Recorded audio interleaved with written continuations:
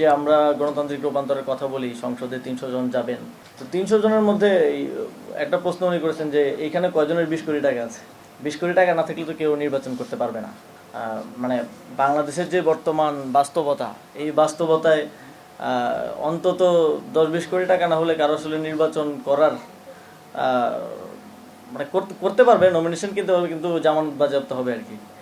তো এই বাস্তবতায় তো আসলেই যাদের কাছে ওই কালো টাকা আছে তাদেরই মানে সুযোগ আছে আজকে নির্বাচনে অংশগ্রহণ করার, অথবা কাউকে যদি কেউ দেয়, আপনি আবার কারো থেকে টাকা নিয়ে যে নির্বাচন করবেন, নির্বাচিত হয়ে আসার পর তো আপনাকে তার স্বার্থ বাস্তবায়ন করতে হবে।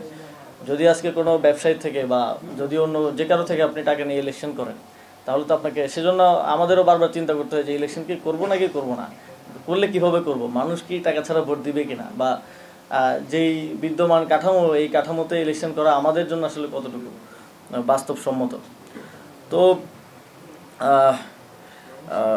জোহরান মামদানির কথা অনেকে বলেন যে সম্ভব, কিন্তু এটা এক্সেপশনাল কেস। এক্সেপশনাল কেস তো 300 আসনে ঘটা সম্ভব না। এটা হয়তো এই ইলেকশনে দেখবেন 2-1 জনের জন্য ঘটে যাচ্ছে, কিন্তু 300 জনের জন্য তো আর ঘটবে না। বা এই এক্সেপশনাল কেস দিয়ে তো আপনি সংখ্যাগরিষ্ঠতা নিতে পারবেন না, সরকার গঠন করতে পারবেন না।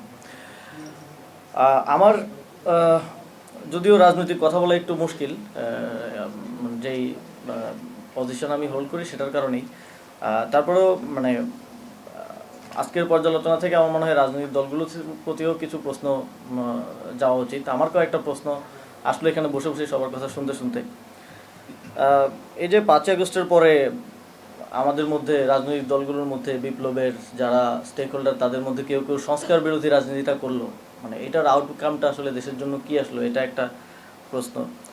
আরেকটা প্রশ্ন থাকে যে এই যে কেউ কেউ দেখলাম আমরা রিঅ্যাকশনারি পলিটিক্সে ঢুকে গেল, এবং এই রিঅ্যাকশনারি পলিটিক্সে ঢোকার মাধ্যমে তারা মুজিববাদী রাজনীতিকে আবার প্রাসঙ্গিক করে তুললো। মুজিববাদী রাজনীতিতে একটা সময় পর্যন্ত ছিল না, যখন আপনি আবার জাতীয় সঙ্গীতের বিতর্কে ঢুকলেন, যখন আপনি আবার এই রিঅ্যাকশন দেওয়া শুরু করলেন নতুন রাজনীতি বিনির্মাণ না করে, তখনই কিন্তু মুজিববাদী রাজনীতি আবার প্রাসঙ্গিক হওয়া শুরু করলো, এবং যত দিন যাচ্ছে তত বেশি প্রাসঙ্গিক করে তুলছেন আপনারা। এটা দিয়ে আসলে আমাদের কি উপকার হলো, বা এর দায়টাই বা কার? আর খুব জনপ্রিয় একটা শব্দ নতুন রাজনৈতিক বন্দোবস্ত, কিন্তু দুঃখজনকভাবে আমরা এখনো জানি না যে আসলে নতুন রাজনৈতিক বন্দোবস্তটা কি, মানে এটা কি জিনিস।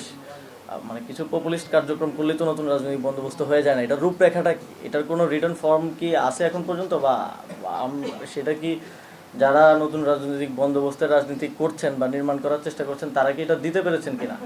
আমিও আমার এই ক্যাপাসিটি থেকে বেরোলে আমিও রাজনীতি করব, তখন আমার আসলে খুঁজতে হবে যে আসলে নতুন রাজনৈতিক বন্দোবস্ত জিনিসটা কি, বা এটা কোথায় আছে। আমাকে যদি কেউ একটা লিফলেট বা একটা পেপার না দিতে পারে যে এটা নতুন রাজনৈতিক বন্দোবস্ত, তাহলে আমি কিসের আশায় কোন নতুন রাজনৈতিক বন্দোবস্তের দিকে যাব, সেটা তো আমি নিজেও কনফিউজড হয়ে যাবো। আমার মনে হয় যে আমাদের মতো যাদের মধ্যে একটু জিজ্ঞাসাটা আছে, তাদের সবারই আসলে কনফিউশনটা আছে, কারণ কিছু পপুলিস্ট অ্যাক্টিভিটি দিয়ে তো আর নতুন রাজনৈতিক বন্দোবস্ত হয় না, সেটা যে কেউ এসে করতে পারে। আপনার রূপরেখাটা কোথায়, সেটা আসলে জনগণের কাছে, বিশেষ করে তরুণদের কাছে তাদের আগ্রহটা বেশি, আমার মনে হয় পরিষ্কার করা প্রয়োজন। তো আজকে আর অনেক বড় আয়োজন, বড় আলোচনা হয়েছে, দীর্ঘ আলোচনা হয়েছে, আমিও অনেক কিছু শিখলাম, জানলাম।